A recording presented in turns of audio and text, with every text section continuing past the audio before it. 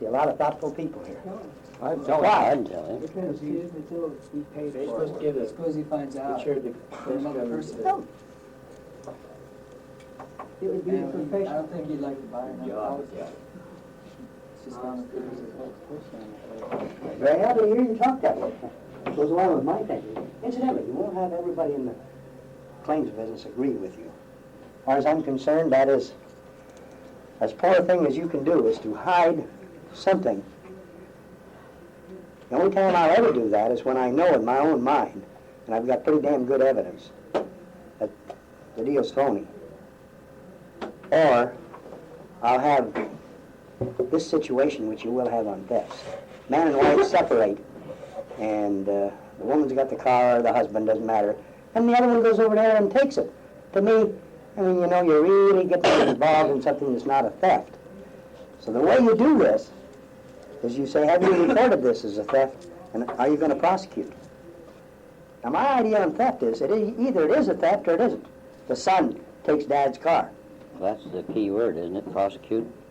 I don't know, I hate I hell to be hard-nosed, but it seems to me that if you were going to call, you want to collect under the policy as a theft, you should be willing to prosecute whoever took the car.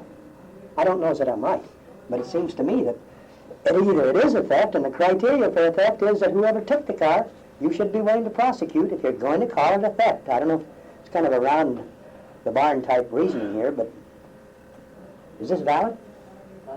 Yeah. Huh? Hell, if you want to call it a theft, should be willing to prosecute whoever took it.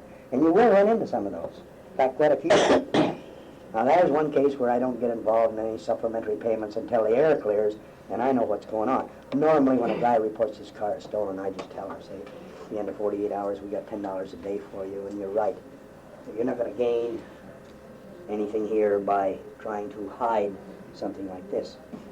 And the ones I'm talking about, you'll recognize the ones where, shall we say, it's not a good loss. It's shaky at very best.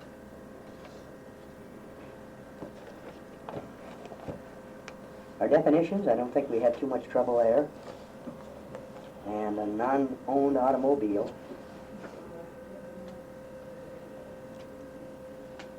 I like to hit the exclusions again. Hit them hard here. This policy does not apply under Part 3 to any automobile while used as a public or livery conveyance. What am I talking about? What did I tell you that we call it? Taxi cab exclusion. It's a slang term for it. The loss due to war. The loss to a non-owned automobile arising out of its use by the insured while he is employed or otherwise engaged in the automobile business. Notice that here we don't qualify that at all. We're under Part 1. The named insured can drive his car in the automobile business, and from what I read over here under Part 1, under liability, we are going to cover him to some extent, the named insured. His automobile, or like this, a non-owned automobile? Well, I'm talking about under Part 1. We give him some leeway. But here we don't. What do we say? We just say flat out.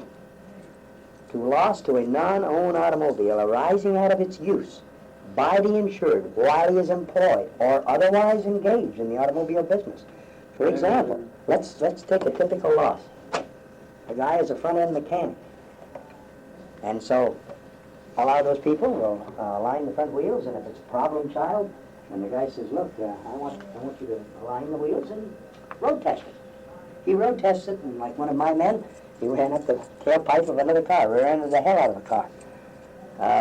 Place I worked at Silver Chevrolet, we just fixed it, and there wasn't that much about it. But supposing we had said, look, you pay for the damage, or we're going to fire you. Which they can't do, by the way, but some employers might try this. He might want to come in and say, well, there's one way out. I'm going to use my own insurance on my personal car. This is a non-owned automobile, and they say they cover non-owned automobiles. Now, with this language here, what does it do? No, he can't enter into, he can't say, I'm going to collect under a collision loss. And here we come up and we say, sorry, friend, you were engaged in the automobile business. You were road testing this car, and it isn't your car. So therefore, we can't pay you. You seem puzzled, Chuck. Oh, I was just thinking that well, actually what it was a commercial. It was including commercial. Same thing happened when I was working out at Hannum last year. People fixed a 240Z for a customer, took it out of the road test and got smacked in the head at the first intersection right there on Centennial. You had to buy the customer a whole new car. He says, This "Well, happened?" it's like this one, you got that one. Well, they undoubtedly have insurance too, Commercial insurance. that sort of thing. A lot of people feel in the garage business it's so damn high. It's kind of like the guy driving the taxi cab in New York City that I was telling you it cost him $500 a month for coverage. And I don't think, that a lot of dealers feel that what the hell, we're in the business and it's cheaper for us to insure ourselves, if you will. That you take a big dealership like Joe Romani and Kendall's, if they collision now, they carry liability of running out their kazoo. But as far as collision coverage, they got their own body shop and they figure, what the hell, we can repair a car and so on. So they feel that they probably are better off overall, over a period of 10 years, for example, instead of paying $5,000 a year for collision coverage on all of their problems, all their customers' cars, all their used cars, all their new cars. Guess what?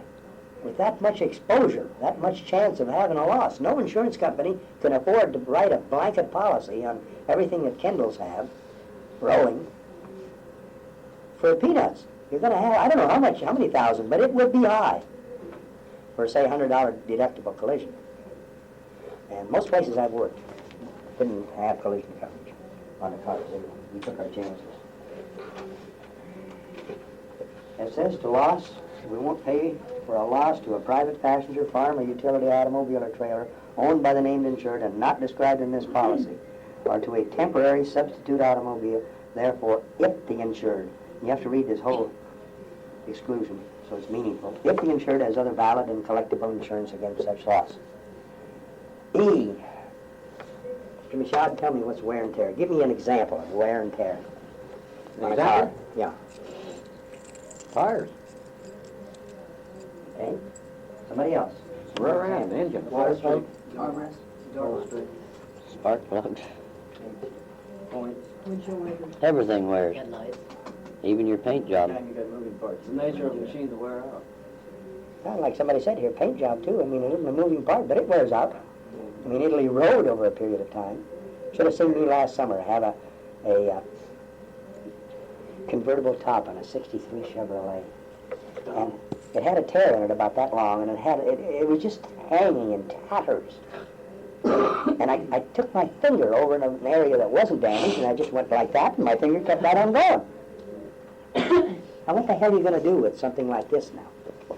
You know, the guy said it was vandalism, and it might have been. I don't know. Somebody slashed his top, but it didn't look to me. It looked exactly like, he was going down the road, and the wind finally just tore a strip about that big out of there.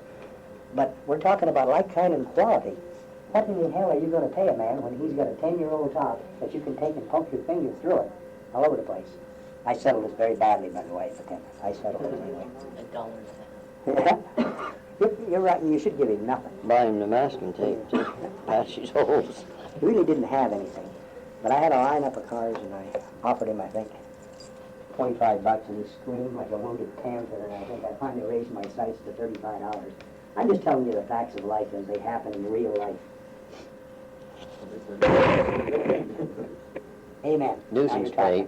I got those cars lined up with the sides bashed in, and, I got these rolling totals out there waiting for me, and I can't fool around with this guy. So I give him $35 and sent him on his way, and he took me for $35 really. But it might have taken me a half a day to convince him we really didn't owe him anything. Because he didn't have anything. He had a rag. I mean, when they say rag top, well, this one was at the point, it was a rag top. So I sit up here and tell you what a great adjuster I am at times. I'll tell you about a few of the times when I give away $35. Hell, I mean, you got to be practical. You got to the wheels have to keep turning. Forget about that one. That's not one of the losses I'm bragging about, but why people do this to you, I don't know. They pay that insurance, and they pay, and they pay, and then finally one day something happens. They say, God, I ought to be able to get some of this money back. And sometimes you can, particularly if you run into a soft touch like me. Well, in this case, I mean, couldn't you just look out the old policy and go, look, we replace? Oh, like- sure you could, but I felt, just looking at it, I just made a quick, fast decision, and usually on something like that, you're gonna have to give them something. That's crazy to take comprehensive like that, you know? Sure, but he did have it, and you're gonna have to give him something. Kind of like a tire. I have never on a tire paid any less, I can never remember. And I'm going back to days when tires were not worth anywhere near what they are now. I've never given a guy on an absolutely ball tire. I always give him a $5 bill. Now, I'm not trying to tell you that's good adjusting, but if a guy has a tire and it's running, it must, who's driving with it, must have some value. So I give him a $5 bill, even if it's a baldy. That good adjusting? Hell, I don't know. I got by and was fairly well recognized as by the companies I worked for as an adjuster. Now, if you want to go down there and nitpick him to death, I hate my hell to put down $1.50 for a carcass. So I put down $5 as a minimum on tires. I'm not trying to tell you to do that, by the way. I'm just telling you what I did. And, I don't know, makes sense?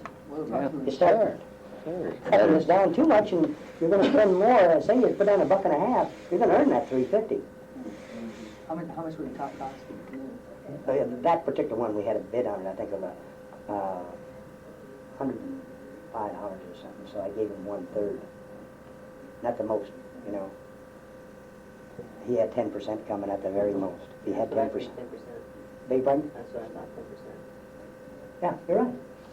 But do you approve of my settlement? Do you get him out of there, or would you say I Under the should circumstances, yeah. stay there all day and argue over $25? I think we have to just play it by ear with the guy. Well, of course, he brought it in. Once a guy brings a claim into your office, you got to handle it. He brought it in expecting some money. In fact, he says, I can't see why you don't buy me a new top.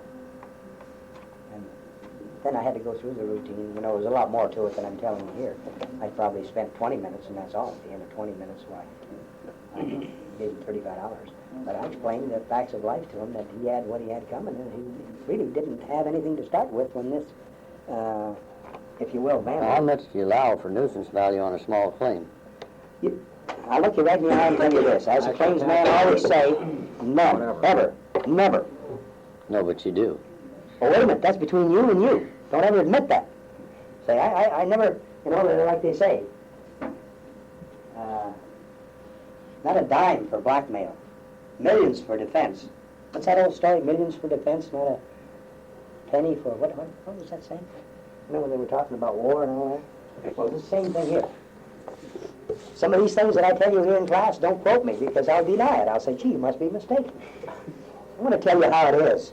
And some of the things that we do are between us, and sometimes it's a practical matter to get the hell out of there with a whole hide and go to the next loss. You compromise, say, 10, 15, 20 bucks. And I think that's good business, providing you don't abuse that and get sloppy and do that every day. On every claim, just, But there comes a time when certainly a $20 bill shouldn't stop you from closing a claim. You have to stop and consider the amount of money that it costs you per hour, too. Exactly. The company's paying And the you. company knows that you're worth about, right now in today's money, about 50 bucks an hour to them. You can't afford to fool around too much on this nickel and dime stuff.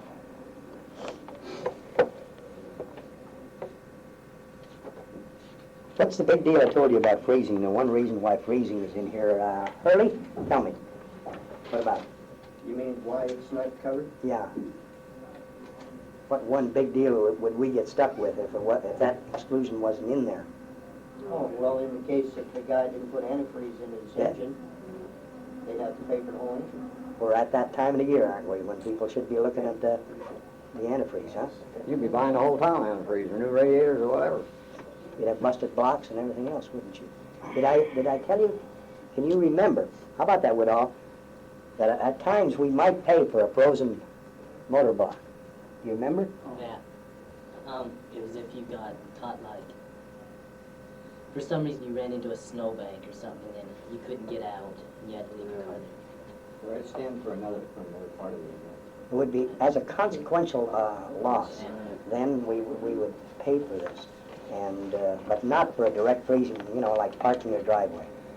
But if you were up on top of the Sandy Am and you stacked into a snowbank and the road blocked, which I spent one night up there, so I know what that's like on it. So we could actually have freezing.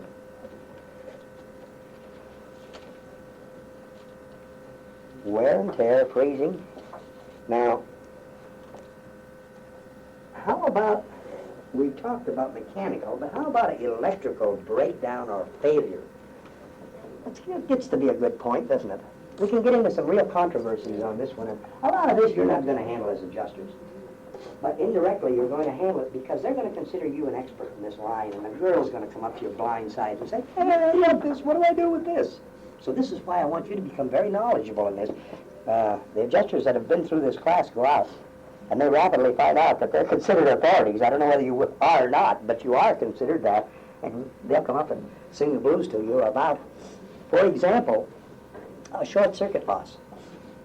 What about it? Well, a bad generator or alternator can really screw up the voltage. Yeah, but my question is here, if you have a short circuit, your wire to the cigarette lighter shorts out. Read the language. Are you going to cover that? No. If it results in a fire, you will, wouldn't you? What damage? All right, let's see. Now, Wilson brings up a good question. He says, if it results in a fire, will we exclude the wiring to the cigarette lighter and pay for the resulting fire? Yeah. It'd be negligible, the wire to the cigarette lighter There's so much itself. to burn down there, how'd Well- you ever be able to blame it on the cigarette lighter? It's just one wire out of how many go under the day?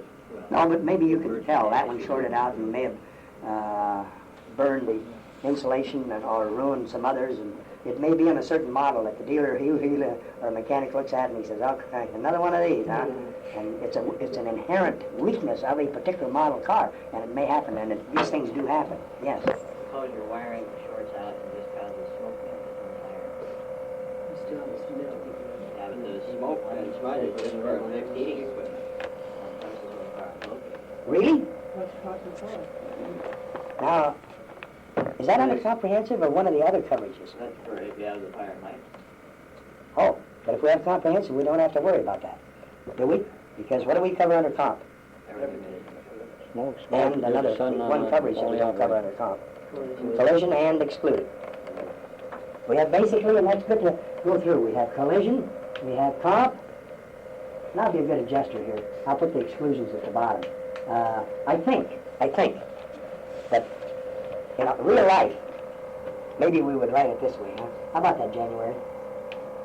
Would you write it this way? As an adjuster. That's an unfair question, isn't it? But really, I read comp first and exclusion. you were giving me a list of things to look for in a policy? I put collision in the exclusion income. Working way down the day. I guarantee you, once you get working at this, the first damn thing you're going to think about are the exclusions.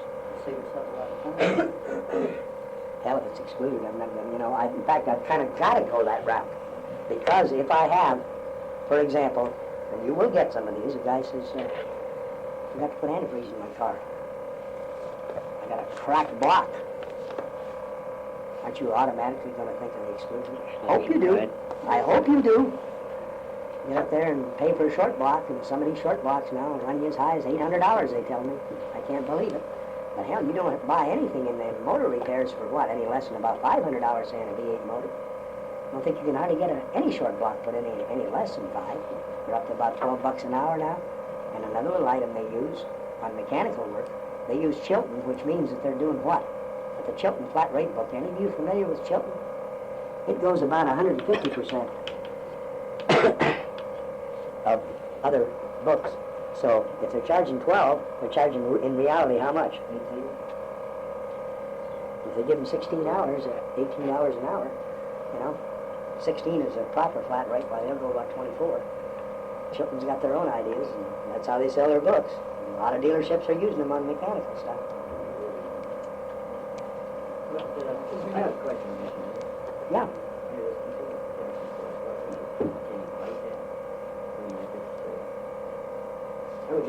I think you could, but historically, the insurance companies have kind of fought their own battles, and they've been very, very, very poor. And there's a reason for this, by the way. We've been very poor at, say, we're all adjusters for a variety of companies, And it has to be pretty bad before we'll ever get together and say, and I've only seen this happen about 3 or 4 times, where one towman was far out of line. We made a Christian out of him. And you've got to really have a bad deal before the insurance companies will do anything, such as what you're talking about. I've never known them, the insurance companies, to use, say, the Better Business Bureau. They should, but they don't. And then as far as getting together and we say, we're going to take this garage over here and teach them a lesson, they don't do that.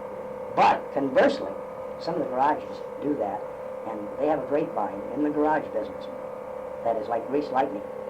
Not as fast. Some big argument can happen over a deal at a certain shop. And before, if it happens right now, guess what? Before the day is over, every shop in town will have heard about this probably. That's the way it goes. Their grapevine is really quick. You agree to that, Jerry? They're believing. It's fast. And accurate. That's what the hell. Life is dull if you have something interesting and you've been out there pounding on those damn doors and fenders and hoods. And if you got something interesting, say, hey, they had somebody punch so-and-so in the nose over a repair estimate over at Hewley Buick. That's big news. And you sit there and say, what time one of those sons of bitches got it in? You know? Mike, could you take a minute on exclusion D? Yeah. I'm confused on that. About the owned automobile? Okay. Well, let me tell you how I'm reading this, and maybe you can clear it Yeah. up. Read the whole thing. Read it now. Read the whole thing. All right, it says, exclusion to loss to a private passenger, a farm, or utility automobile or trailer owned by the named insured, and not described in this policy or to any temporary substitute automobile, therefore, if the insured has other valid and collectible insurance against such loss. Now, the way I understood that, it says to loss to a private passenger vehicle, and not described in the policy. But don't they have, till the end of the policy period? No, wait a minute. Well, you're forgetting here, Harry, the Last sentence. the last part of it. If the insured has other valid and collectible insurance. In other words, what they're saying here is just diametrically opposed to what I was saying. They said, if he has other insurance of any kind, we're excess. If he has other insurance. Well, why don't you just put that down at the bottom where it says other insurance? Well, they want, I guess, it's a damn good question. What they want to do is they want to repeat it and they want to say, man, we're not involved in anything else. And if he has other insurance, they say, we're not going to share in the loss. We're not going to pay anything if he has it. And in a way, why isn't that sensible? If the guy has a policy with Hartford on another car, why should our authentic insurance company, why should we enter into this? Because if it isn't described in the policy, we should only be stuck with what we insure, particularly if the man has a Hartford policy. How can you have other insurance that would be valid but not collectible? Says here valid and collectible. Supposing he has an insurance policy and the company goes broke. It wouldn't be collectible. You might have valid insurance. Insurance companies go broke, by the way. Now, if the insurance company, Well, if the insurance, if you've got valid insurance, the company goes broke, say Hartford, for instance, and you come back on that and collect them? I would think so, because then it wouldn't be collectible, but you can have a big argument over that phrase right there. If you wanted to, we could spend the rest of the term on that, arguing the philosophic connotations of that deal, that it is valid and is collectible. The fact the company went broke didn't make it uncollectible. I argue the opposite. I don't think it's collectible if the company went broke. I've been through this for hours and hours, and I don't want to get started too much on this because it's really not that pertinent to our learning the auto policy, and it's a philosophic discussion here and playing with the words, really. Could you say this was kind of, to me, it kind of hit on Lamb Weston when it said that you had. It does. It does to some Kind of extent. excluded? Yeah. Is this what that exclusion is? Yeah, and here they're trying to say that if there is a specific policy, now do you get it, Hurley? If the guy has a specific policy, a private passenger, farm, a utility automobile, or a trailer, if he has a specific policy on that, in other words, if he has other valid and collectible, maybe if you read it this way, we won't pay if the insured has other valid and collectible insurance against loss to a private passenger farm, utility automobile, or trailer. Turn it around. Well, see, now this is the way I was reading it here. I was breaking it right here when it Now, came I don't down think you to- can on that one. And I put or to any temporary substitute automobile. Well, There's a difference. wait a minute. The temporary, okay, he's insured with us, with Authentic, and Hartford insures a 72 Torino. And he has a temporary substitute. And, boy, the Torino is held up for a wreck. Right? Right. You with me? Okay. They say, this policy here is not going to do a damn thing. Let Hartford come in and take care of this temporary substitute for the 72 Torino. The guy might be driving a 70 Dodge Dart or something. They say, Well, how about if Hartford's got a clause just exactly like this in their policy? That shuts you out. now, and this is one of the big problems with the insurance business and why Lamb Weston came into being. And one of these days I'm going to give you a Lamb Weston policy, a Lamb Weston part of the law, and you can sit there and have a lot of fun. 26 pages of legal mumbo-jumbo. But if you read it carefully, a dozen times, finally the thing will come to you, and you'll say, hey, yeah, I start to understand this silly thing. I noticed now you guys were singing the blues here a couple of weeks ago. God, you're doing great. This morning, boy, I'm getting answers. And frankly, you had me worried. Right? This morning, the stuff is coming through here. I don't know what did happen, by the way, in maybe the last week or so. Well, we read it another 10 times, I guess. Yeah, I Listen suppose. to you for a Got while. rid of a few hangovers. Hang on. Okay, we say the damage which is due and confined to wear and tear. Remember, we went through that due and confined, and I don't have any better answers for you. I don't have any great words of wisdom, and I don't think anybody else has, as to what you can consider due and confined. Don't laugh. You're going to run into a hell of a lot of that in your truck work. Now, that's going to be a bitch to determine where did the due and confined stop and where a covered loss started. Now, for example, the due and confined, fire loss. And you may have alternator, take a front wheel bearing. Front wheel bearing. It's through wear or poor adjustment. The wheel bearing, quote, burns out. Don't we all use that term? But it doesn't necessarily mean that a fire occurred.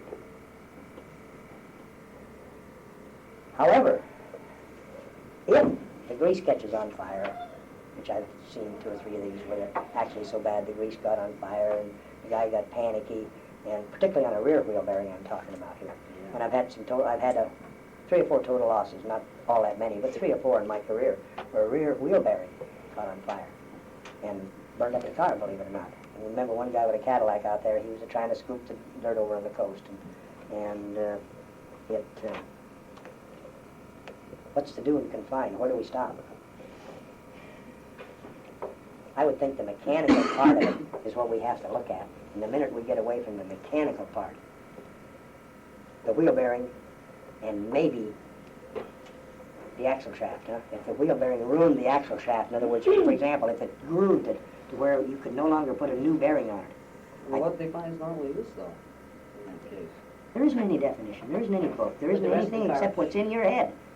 The rest of the I'm time- sorry to tell you that, but these are judgment items, and I'm not so sure that on the bearing, I know we don't offer the bearing. Well, we all agree on that? The bearing goes out. How about the axle that the bearing ruins? What about the grease? That's part of To it, Time. doesn't take apart. I think that ruins cover axle. Probably not the whole axle, but I think you'd cover it. Maybe. I'm talking about a rear axle. Oh, okay. You're going to find a lot of people arguing like hell on both sides of that question. I'd be inclined to pay for the axle and knock out the bearing. Some people say, hell, it's one unit. It comes that way, it's built that way, it's locked on, the bearing is locked on at the factory, you can't buy it any other way. Again, we're talking nickels and dimes here, maybe a $20 bill more. I don't think it's worthwhile getting in the big argument. The main thing is the companies always expect you to recognize this, and they get so damned upset if you don't knock off $10 for that bearing, you'd think it was a matter of life and death. Well, what they're really doing is some old pro like me wants to show a rookie like you that you're not so damn smart just because you attended Lane Community College. I'll have you know that I'm an old pro in the business, and I know more than you do about it. See, this is what he's really doing. That wouldn't sweat that too much. Say, what the hell? You know, the old man's trying to show off again. Go about your business and say, yes, sir, next time I'll knock off the bearing or whatever. You should recognize the same way as a voltage regulator, that the mechanic tells you that the voltage regulator caused this fire, or the alternator caused it, or whatever he tells you, or a fan belt or something. If he can pin down the cause of it, we don't pay for that. The reason I repeat this several times, I've hammered away at this, it's one of the problems we've had, that apparently when I first started to teach this, I didn't emphasize this enough. I mentioned it, but I tend to emphasize the things where the guys tell me they're having trouble. Speaking of trouble, my back is really raising hell, in case you're wondering. Okay, now here we're going to talk about tires. How about the tire situation? Hazard? Don't look at the policy. Look at me and tell me something about tires. Well, the damage from the fire, you pay. The car, the damage stemming from a third-party accident. In other words, if they're part of a collision, we pay for them? If the collision, say you had a collision and it ruined one of the tires also. Gary, can you think of something else that's covered besides fire? Vandalism and malicious Mischief. mischief. What did I call that on the board here? I gave you 3 letters, and we always call that. VNMM, vandalism and malicious mischief. What's the difference between the two? Just varying. Hell, I don't know. You read these. They want to cover them both, so there isn't any argument. And yet, I can't find anybody, any authority, that will really give me a nice, even split here between these two. The big thing is, there has to be intent to damage. $25 deductible. No, careful. Only under certain circumstances. What circumstances? If you want to bring that up, great. Tell me when the 25 would apply. Says $25 shall be deducted from each loss caused by malicious mischief and vandalism. Comprehensive. Under the comprehensive. Really? Come on now. Definition. Under what coverage? Average age. Oh, which is comprehensive? Which coverage is comprehensive? Go up at the top. D. You're not reading under D. You're reading under another coverage. When a man does not have comprehensive, I told you that he would never have F, G, and H when he has comprehensive. Comprehensive is a much broader coverage. And the reason we sell F, G, and H is when we will not sell comp. We won't sell him comp, and so we sell him restricted coverages, named perils. Those are restricted. Brown, you're nodding your head. That's a good sign. Clear? Yeah. Don't they have to, on the purchase of these separate coverages, don't they have to buy 2 at a time or something? You could buy any and all of this. if you- Singly? Yeah, you could. And, hell, you have some crazy people in this And world. these aren't covered with comprehensive then. They are all covered with comprehensive. All of these. If you have comp, you don't need to worry about F, G, and H, because everything that's in F, G, and H is covered under comp. And a hell of a lot more. But you try, if you only have F, G, and H, and you got a missile, try and cover it. I don't think we can plug in a missile to this at all.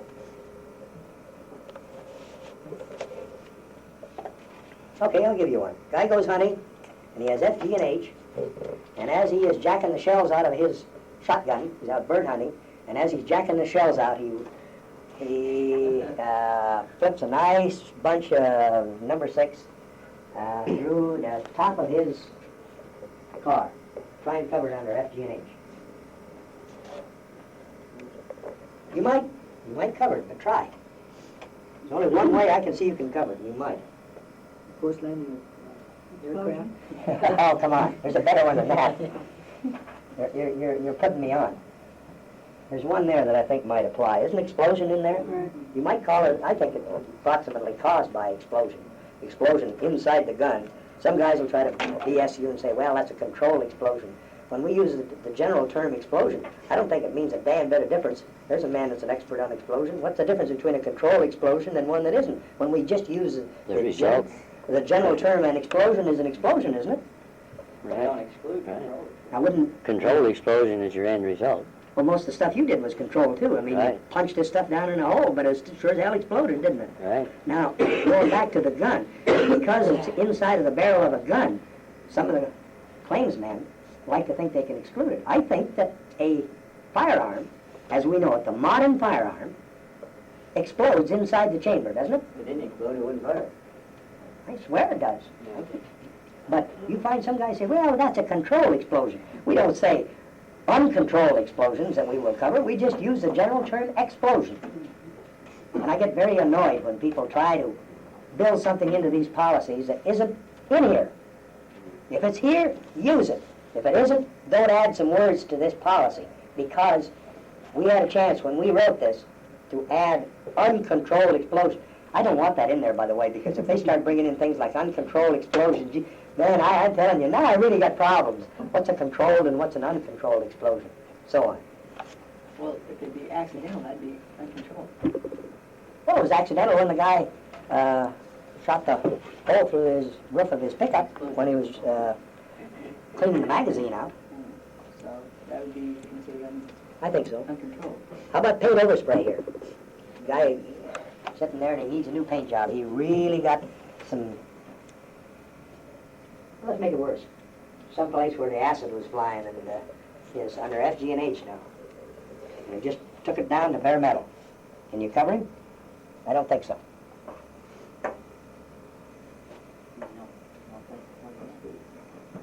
No way, is there?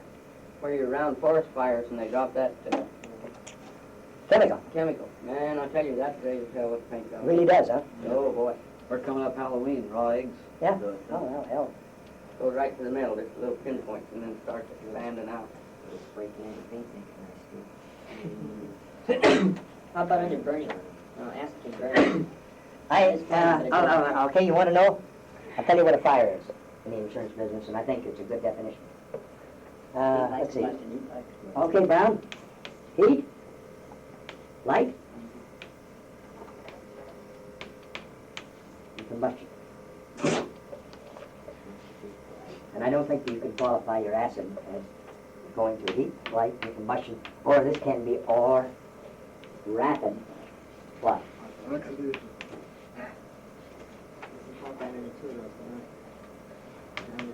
Gotta have all three.